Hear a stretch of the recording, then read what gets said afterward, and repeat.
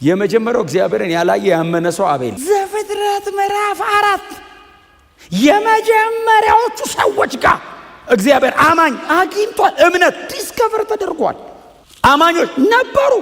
መሀል ላይ ድንገት ብቅ ያለ ነገር አይደለም። የመጀመሪያዎቹ ሰዎች እግዚአብሔርን አምነውታል። የዛ ላይም ነን እኛ። መሬት ላይ ቁጭ ብለ ሰማይ ማየት፣ ዘላለምህን ማየት፣ ኢየሱስን ማየት፣ እግዚአብሔር ዋጋ የከፈለለትን ነገር አንደርስታንድ ማድረግ፣ ይሄ ነው የእምነት ጉዞ። እምነት ትዝ ሲል በሽተኛ ሲፈወስ ትዝ አይበለ። ያን እባቡ ላይኑን በዛ በኩል ዘረጋ። በቃ የሱ ነው እየገደለ መኖር። ይሄው ስቲል አለ። ዓለሙን ይመራዋል የእግዚአብሔር። ይሄው በዚህ ጋር እየተሸነፍን እየወደቅን ለወንጌሉ ዋጋ እየከፈልን ዓለምን እየናቅን ሰማይ ተስፋ እያደረግን እግዚአብሔር ልጁን ይልከዋል እያለን ይሄው ዓለም ሉዘር ትበለን፣ ዘላለም ገብቶናል። ዓለም የፈለገችውን ትበለን፣ ኢየሱስ ይመለሳል። ዋጋ ተከፍሎልናል። ጌታችን መጥቶ ይሰበስበናል። የመጀመሪያው እግዚአብሔርን ያላየ ያመነ ሰው አቤል። የመጀመሪያው እግዚአብሔርን አላየውም፣ ግን እግዚአብሔርን አምኖ የኖረ በእምነት እርምጃዎችን የተራመደ በእምነት የኖረ በእምነት መስዋዕት ያቀረበ የመጀመሪያ ሰው ወደ ዘፍጥረት መጽሐፍ ሄዱና ምዕራፍ 4 ላይ ነው ባይዘው ልጁ ምዕራፍ 4 ጀምሮ እዛው አይደል እዛው 4-5 ቁጥር ነው ያለው። ወዲያው ሞተ ነው የሚለው መጽሐፉ ባይዘው 4-5 ቁጥር ያለው ልጅ ነው ይሄ ልጅ። ግን የሚገርማችሁ ጌታ ኢየሱስ ክርስቶስም አንስቶታል። የዚህም ደብዳቤ ጻፊ ደግሞ አንስቶታል። በእሱ ምክንያት ደግሞ ቃይል በተለያዩ መጽሐፎች ላይ ተነስቷል። እንደነ ይሁዳ እንደነ አንደኛ ዮሐንስ አይነት መጽሐፎች ላይ ደግሞ ቃይን ይሄው በዚህም በዕብራውያን ምዕራፍ 11 ደግሞ ቃይንም አብሮ ደግሞ ተነስቷል በዚህ ልጅ ምክንያት እና ይሄ ልጅ ጌታ ኢየሱስ ክርስቶስ ሁሉ በደንብ የሚያነሳው ልጅ ነው። ወንድማችን አቤል በጣም ዝነኛ ስም ነው። በሆነ ብዙ አልኖረም፣ ግን በጣም ይወላችሁ ሰው ሁሉ አቤል ነው ስሙ። አናቤል ራሱ ነው እዚህ ተራስ እንት አቤል አቃለሁ። ግን እኮ 4 ቁጥር ነው የኖረው። 4-5 ቁጥር እኮ ነው የኖረው። ግን እዩት ምን ያክል ፔኔትሬት እንዳረጉት። ታሪክ ነው አይደለ? ሰብረው የወጡት የጄኔሬሽንን ታሪክ እኮ ነው ክሮስ ያደረጉት። አምነው በጣም ትንሽ ጊዜ እኮ ነው የኖረው። እንደው ብዙ ጻፍለት እንኳን ቢባል ሙሴ እንኳን ብዙ ሊጽፍለት ይፍና አልቻለም። በቃ ተወለዱ። 2 ልጆች ነበሯቸው። አንደኛው ቃይል ይባል ነበር፣ ሁለተኛው ልጅ አቤል ይባል ነበር። ከዕለታት በአንድ ቀን ሁለቱ ደግሞ ለእግዚአብሔር መስዋዕት አቀረቡ እኮ ነው ለሚለው እና መስዋዕት ሲያቀርቡ ቃየን ገበሬ ነበረ፣ አቤል ደግሞ እረኛ ነገር ነበረ። ስለዚህ አቤል ከነበሩት ከእንስሶቹ የመጀመሪያውን በኩሩን ትልቅ የሚባለውን ዋናውን አምጥቶ ለእግዚአብሔር መስዋዕት አደረገ። ቃየል ደግሞ ከምድር ፍሬ ደግሞ ሰብሰብ አድርጎ መስዋዕት አደረገ። እግዚአብሔር ወደ አቤልና ወደ መስዋዕቱ ተመለከተ። የቃየልን መስዋዕት ግን እግዚአብሔር አልተቀበለውም ይላል። ከዛ ቃየልም ተበሳጨ ይላል። ከዛ ወንድሙን ናንውረድ አለው፣ ይዞት ወረደ፣ ገደለው። በቃ አለቀ እኮ ታሪኩ ይሄ ነው። እዩት ግን ዕብራውያንን እዩት። የዕብራውያን ጸሐፊ መስቀል አሻግሮ ልጁን ሲያመጣው ምን ነገር እንደሚጽፍለት ምንድን ነው የሚለው? እስቲ ቁጥር 4 አሁን ይኸውላችሁ ዘፍጥረት ምዕራፍ 4 ላይ ሄዳችሁ ስታነቡ አቤል ከቃየል የበለጠ መስዋዕት አቀረበ የሚል የለም። ዕብራውያን ምዕራፍ 11 ቁጥር 4 ላይ ግን አቤል ከቃየል የበለጠ መስዋዕት አቀረበ የሚል አለ። ዘፍጥረት ላይ የለም። አቤልና ቃየል መስዋዕት አቀረቡ። 2 መስዋዕት አቅራቢ፣ 2 መስዋዕት እና የተለያየ መስዋዕት። ከቃየል ይልቅ የበለጠን መስዋዕት ለእግዚአብሔር በእምነት አቀረበ። ክብር ለእግዚአብሔር ይሁን። በጣም የሚከበቡ ቃላት አሉት አይደል? አሁን የዕብራውያኑ ጸሐፊ ሲጽፍ ምንድነው? የመጀመሪያው የበለጠ መስዋዕት፣ ቀጥሎ በእምነት አቀረበ። እነዚህ በጣም ከባባድ ቃላት ናቸው። ቃየል ጋር የሉም፣ አቤል ጋር ነው ያሉት። ጀስት ቃየልም እኮ ዝም ብሎ ሰብሰብ አድርጎ አምጥቶ ለእግዚአብሔር እኮ አቅርቦለታል። የአቤልን ግን ሲጠቅሰው የሚበልጥ መስዋዕት ይለዋል። አምጥቶ አቅርቦታል። እግዚአብሔር እንደሚፈልገው አድርጎ አቅርቦለታል። ቀጥሎ በእምነት ነው ያቀረበው። የአቤል መስዋዕት የሚቀመጠው እምነት ላይ ነው። እግዚአብሔርን አምኖ ነው ያቀረበው። ቃየል ጋር እምነት የለም፣ ሰልፍ ሰፊሸንሲ ነው። ዝም ብሎ በቃ ሰብሰብ አድርገው ያው አቅርቦት ነው ሄደው። አቤል ግን እምነት አለው መስዋዕቱ ላይ። እምነትን ደግሞ ከላይ አይተነዋል። አንዳች የተረዳው ነገር አለ። ወድቋል፣ በኃጢአት ውስጥ ነው ያሉት። አባትና እናቱ እግዚአብሔርን በአካል እናቀው ነበር፣ ኤደን ገነት ነበረ ምንኖረው፣ በሰራኑ በደል ምክንያትን የተባረር ነው ብለውታል። ስለዚህ ይሄ ልጅ ተስፋ ያደርጋል። አንድ ቀን ከእግዚአብሔር ጋር ተመልሰን እንታረቃለን። እግዚአብሔር ይመልሰናል። ከኤደን ገነት ሲያባረራችሁ ምን ብሏችኋል? ከሴቲቱ የሚወለደው የእባቡን ራስ ይቀጠቅጣል፣ እባቡ ደግሞ ሰኮራውን ይቀጠቅጣል። ስለዚህ ኤክስፔክቴሽን አለው እግዚአብሔር። የሚወለዳለ ከሴቲቱ ብሏል። ስለዚህ አምነዋለሁ። እግዚአብሔር ሆፕ አለው ማለት ነው። ስለዚህ ተስፋ ስላለ አምናለሁ። አምናለሁ፣ እግዚአብሔርን አምነዋለሁ። በእምነት የተሻለ ነገር ለእግዚአብሔር አቀረበ። ስላመነ ነው የሚበልጥ ነገር ያመጣው። ስላመነ ነው እግዚአብሔርን የሚመጥን ነገር ይዞ የመጣው። ካላመነ ሆፕ ከሌለ ወደፊት፣ ተስፋ ከሌለ ወደፊት ዝም ብሎ አቅርቦት ነው የሚወጣው። ተስፋ አረገ። እግዚአብሔር ለአቤል መስዋዕት ምላሽ ነበረው ነው። ቃይል አየባይዘው የሚሆነው ነገር እሱ እንደ ፍጥርጥሩ አድርጎ ነው ያመጣው። እግዚአብሔር ቢቀበለው ጥሩ ነው፣ ባይቀበለውም ግን በቃ ይኸው ብሎ። እኛው ልጅ ግን ተስፋ ነበረው፣ እምነት ውስጥ ዋለ። ክብር ለአዳኛችን ለኢየሱስ ይሁንለት። ወደ አቤልና ወደ መስዋዕቱ ተመለከተ። ወደ ቃይልና ወደ መስዋዕቱ አልተመለከተም። ወደ አቤልና ወደ መስዋዕቱ የቀረበው መስዋዕትን ብቻ አይደለም ያየው እግዚአብሔር፣ የቀረበበትን ልብም ጭምር ነው ያየው። መጀመሪያ ወደ አቤል፣ ቀጥሎ ወደ መስዋዕቱ ነው። ለኃጢአት የሚሆን መስዋዕት በእግዚአብሔር ፊት አቀርባለሁ በእምነት። እግዚአብሔር ደግሞ ኃጢአትን ይቅር ይላል በእምነት። እኔና እግዚአብሔር እንገናኛለን። እግዚአብሔር እንደዚህ ያለ አየው። በመስዋዕትነት በደም ተደርጎ የቀረበ ነው። አቤል እግዚአብሔርን ኮሚኒኬት ያደረገው በዛ በኩል ነው። ሰርቶ ለፍቶ ባመጣው አይደለም። በመካከል ሌላ ተሰውቶለት ነው የገባው። ስለዚህ እግዚአብሔር ተቀበለው። መቼ? ዘፍጥረት ምዕራፍ 4 የመጀመሪያዎቹ ሰዎች ጋር እግዚአብሔር አማኝ አግኝቷል። እምነት ዲስከቨር ተደርጓል። አማኞች ነበሩ። መሀል ላይ ድንገት ብቅ ያለ ነገር አይደለም። የመጀመሪያዎቹ ሰዎች እግዚአብሔርን አምነውታል። የዛ ላይን ነን እኛ። በእምነት የሚገኝ ጽድቅ ይኸው ተገኘ። አምኖ መስዋዕት አቀረበ። በእምነት ወደ እግዚአብሔር መጣ። እግዚአብሔር ጽድቅ አረገለት። ክብር ለአዳኛችን ለኢየሱስ ይሁንለት። የአዲስ ኪዳን መካከለኛ ወደ ሆነ ወደ ኢየሱስ እንዲሁም ከአቤል ደም የተሻለ ወደሚናገረው። አሁን የአቤልን ደምና የኢየሱስን ደም እያነጻጸረ ነው አይደል? የአቤል ደም ይናገራል አለ። ልጁስ ተገሏል እኮ። ቃየል ምንድነው የሚለው? አብቅቶለታል፣ ቀብረነዋል። ስቲል ተናጋሪ ነው አለ፣ ሕያው ነው።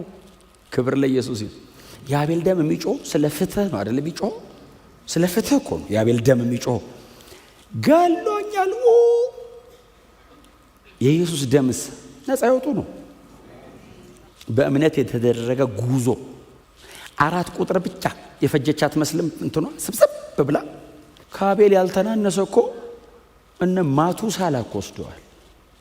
900 እንደዛ አካባቢ ምን አልሰራበት ዝም ብሎ እኮ ነው። ከዛ ቀጥሎ ሁለተኛ ማን ነው? ያሬድ ብዙ የኖረው ደግሞ 960 ምናምን ነው እሱ። አስቡት እንግዲህ። ከዛ ደግሞ አዳም 930 ምናምን። ይሄ ልጅስ በጣም ትንሽ ግን ይሁት ኢየሱስ ሜንሽን አረግ ማቱሳላ ነው ኢየሱስ ሜንሽን አድርጎ ታውቃለህ? ምን ያረጋል? ለወንጌል እውነት ከእግዚአብሔር ጋር ታሪክ የማትሰሩበት ዘመን ምን ያረጋል? አይቆጠር። ምን ያረግልናል? የሚቆጠር ከሆነ በህይወት ካለን እንደዚህ በህይወት ካለን ለእግዚአብሔር ልጅ ወንጌል ኖረን እንሙት። እስቲ አሜን በሏ። ይሄ ልጅውን የከሰረ አይመስልም? የተጎዳ አይመስልም? ለእግዚአብሔር ብሎ ወግኖ ከእግዚአብሔር ጋር ተራምዶ የቀረ መንገድ የቀረ አይመስልም? ና እስቲ እንሂድ ብሎ የተታለለ አይመስልም? የተታለለ የተሸወደ አይመስልም? እግዚአብሔር ይዞታል፣ እስቲል ይዞታል። የዚህ ልጅ መጨረሻውን ማየታችን አይቀርም። በዚህ ትንሣኤ ሙታን ቀን እናገኘዋለን። ጽድቅ ሆኖ ተቆጥሮለታል። ይነሳል። ቃየል ነው የማይነሳው፣ ይሄ ይነሳል። ይሄ ነው የእምነት መንገድ። መሬት ላይ ቁጭ ብለ ሰማይ ማየት፣ ዘላለምህን ማየት፣ ኢየሱስን ማየት፣ እግዚአብሔር ዋጋ የከፈለለትን ነገር አንደርስታንድ ማድረግ፣ ይሄ ነው የእምነት ጉዞ። እምነት ትዝ ሲል በሽተኛ ሲፈወስ ትዝ አይበልህ። እምነት ሲባል የሌለ ገንዘብ ተሰብስቦ ኪስ ሲገባ ምታት፣ አስማት ትዝ አይበልህ። መጽሐፉ ላይ ያለው እምነት የሚቀጥለውን ዘመን አሻግሮ ማየት ነው። ዘላለምን ነው አንደርስታንድ ያደረገው ይሄ ልጅ። እንዲህ ልግደለው ስትራቴጂ ነድፎ ወንድሙን ይወደቀው ላይኑን ዘረጋ። እሱም መሲዩስ በዚህ ጋር ዘረጋ። አያኝ እባቡ ላይኑን በዛ በኩል ዘረጋ። በቃ የሱ ነው እየገደለ መኖር። ይሄው ስቲል አለ። ዓለሙን ይመራዋል። የእግዚአብሔር ይሄው በዚህ ጋር እየተሸነፍን እየወደቅን ለወንጌሉ ዋጋ እየከፈልን ዓለምን እየናቅን ሰማይ ተስፋ እያደረግን እግዚአብሔር ልጁን ይልከዋል እያለን ይሄው ዓለም ሉዘር ትበለን፣ ዘላለም ገብቶናል። ዓለም የፈለገችውን ትበለን፣ ኢየሱስ ይመለሳል። ዋጋ ተከፍሎልናል። ጌታችን መጥቶ ይሰበስበናል። ያስ አቤል ተስፋ ያደረገው አገር እንገባለን። አቤል ተስፋ ያደረገው መታረቅ፣ ታርቀናል። ታረቅን እኮ ታረቅን። ኢየሱስ መሃል ላይ መካከለኛ ሆኖ ቀረበ። አየ አቤል ያቀረበው አይነት መስዋዕት አይደለም። የአቤል መስዋዕት ደካማ ነው። እግዚአብሔር ቢቀበለውም ጻድቅ ቢለውም አቤልን ግን ከሞት ሊያድነው አልቻለም። ይሄኛው መስዋዕት ኢየሱስ ነው። እኔን ለማዳን እኔ አይደለም ያቀረብኩት። ይሄኛውን መስዋዕት አብ ነው ያቀረበው። በጋ አቅራቢ አብ ሆነ። አይ የለውም፣ አንድ ነው ያለው። የበኩር ልጅ አንድ ነው ያለው። የዓለምን ሁሉ ኃጢአት ማስወገድ የሚችል በግ አንድ ነው ያለው። አንድ አለኝ ያለ አብ። አቤል እዛ ጋር ከነበሩት መካከል የተመረጠው ነው አይደል ያቀረበው። በእንትን ደረጃ በጣም ከፍተኛ ገንዘብ የሚወጣበት ነው። ምንም ጉዳት የሌለበት ነው። በጣም የሚሳሳለት ነው። ቢኖር ብዙ የሚጠቅመውን አምጥቶ ይሄው ለእግዚአብሔር አለ። መስዋዕቱ ብቻ ደግሞ አልነበረም፣ እምነት ከስራ አረገበት። አዎ ተቀበልኩት፣ ጻድቅ አልኩት። አዎ እኔ ደግሞ ላቅርባ አለ። ለምን እንዲህ እየሰራን አንጸድቅማ? እኔ ላቅርብና ልቀበላችሁ አለ። ራሴ መስዋዕት አቅርቤ ራሴ ደም አፍስሼ ልጄ ደሙን ይዞ ገብቶ እኔ እቀበላችኋለሁ። ከዛስ እናንተስ አቅርቡ አይደለም ያለን እግዚአብሔር፣ እመኑ ያለ እግዚአብሔር አቅርበው እኔ አማኝ ነኝ። አቤልስ ራሱን ያቀረበው መስዋዕት እኔ መስቀል ላይ አርደዋለሁ አለ። አዎ ደሙን አፈሳለሁ። ራሱ ካህን ሆኖ ራሱ መስዋዕት ሆኖ ራሱ መስዋዕቱን አቅራቢ ሆኖ ይመጣል እኔ ጋር። አዎ እናንተስ ታች እዛ አሕዛብ አደባባይ እንደቆማችሁ ደጅ ቁሙና እንደዚህ ከሩቅ ይውልኝ። እኔ ደብቄ ቅድስተ ቅዱሳን ውስጥ አይደለም የምሰዋው አለ እግዚአብሔር። ቀራንዮ፣ ራስ ቅል፣ ጎልጎታ ተራራ ላይ ማንም ሰው ማየት ከፈለገ ያየዋል። ላቅርበዋ ከሩቅ ይዩትና እንቀበልሃለን በሉት። በዛ ቅጽበት ሰማይ ተገባላችሁ ለዘላለም ከኔ ጋር አለ እግዚአብሔር። ሰብስቲቱሽን ዲያቦሊካል ቶት አይ የወደቀው የጨለመው ዓለም ሲዱን እሱ ውስጥ ይዟት ሄደ እግር በእግር። እግዚአብሔርስ ራሱን ያለ ምስክር የማይተው አምላክ ደህና ነገር ሲመጣ ዓለሙ ስለማይፈልግ ቶሎ ነው የሚገለው።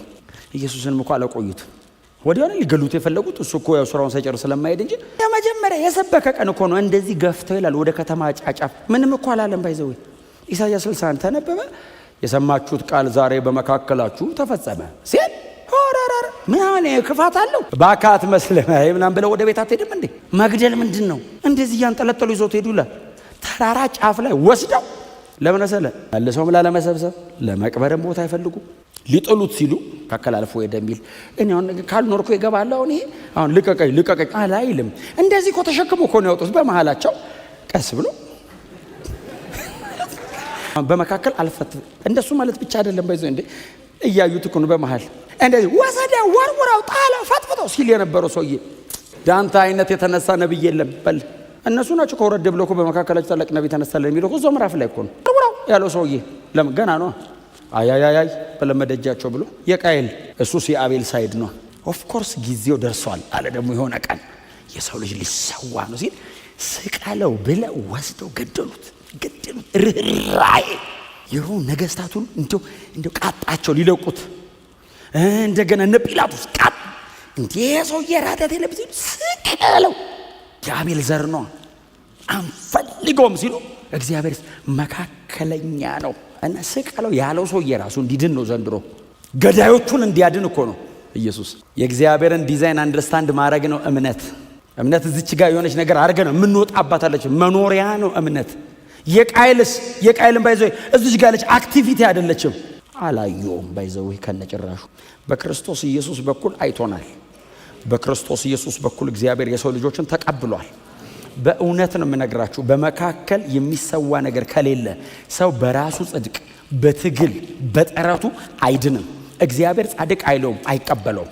እግዚአብሔር ሊቀበለው የሚችለው ብቸኛ ነገር መካከለኛ መስዋዕት የቀረበበት የክርስቶስን መንገድ ብቻ ነው።